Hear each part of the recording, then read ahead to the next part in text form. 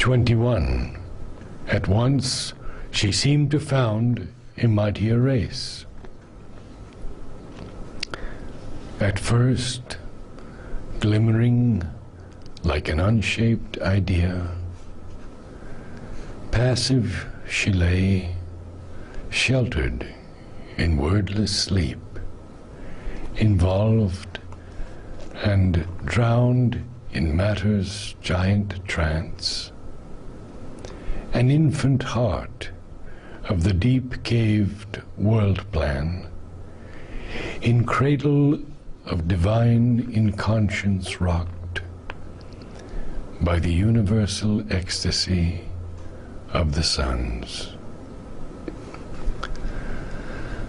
Some missioned power in the half-awakened frame nursed a transcendent birth's dumb, glorious seed, for which this vivid tenement was made. But soon the link of soul with form grew sure. Flooded was the dim cave with slow, conscient light. The seed grew into a delicate, marvelous bud. The bud disclosed a great and heavenly bloom.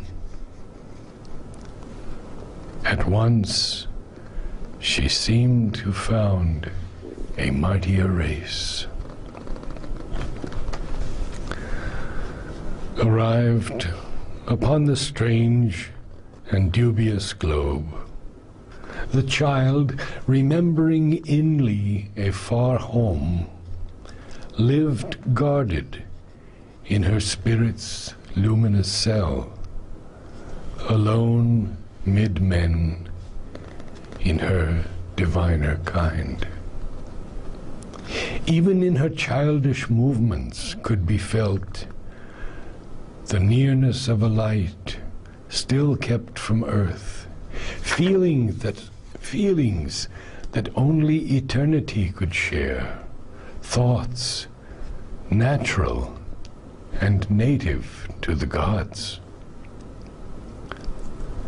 As needing nothing but its own rapt flight, her nature dwelt in a strong, separate air, like a strange bird with large, rich-colored breast that sojourns on a secret, fruited bough, lost in the emerald glory of the woods, or flies above divine, unreachable tops.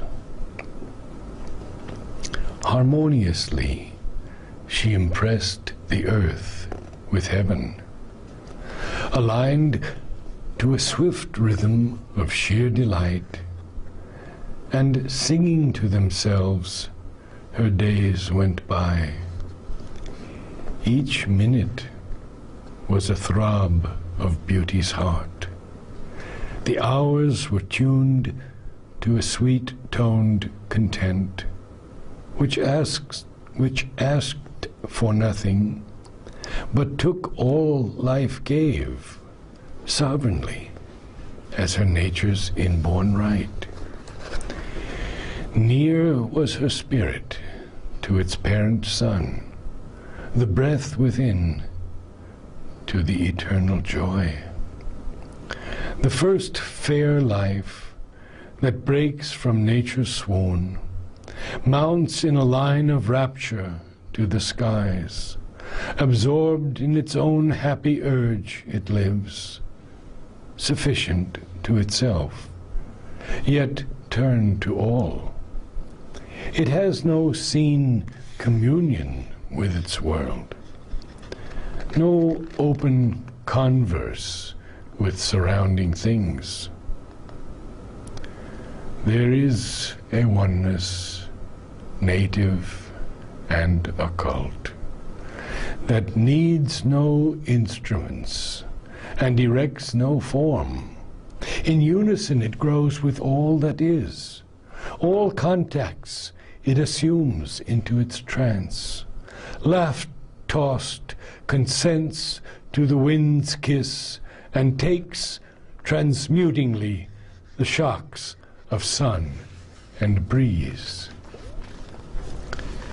A blissful yearning riots in its leaves, a magic passion trembles in its blooms, its boughs aspire in hushed felicity.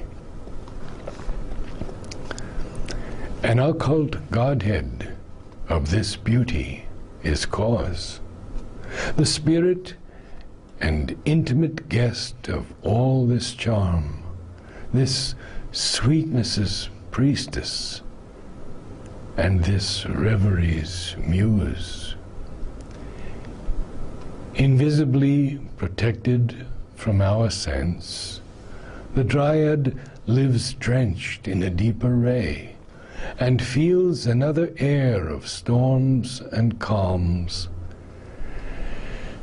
and quivers inwardly with mystic rain. This, at a heavenlier height, was shown in her.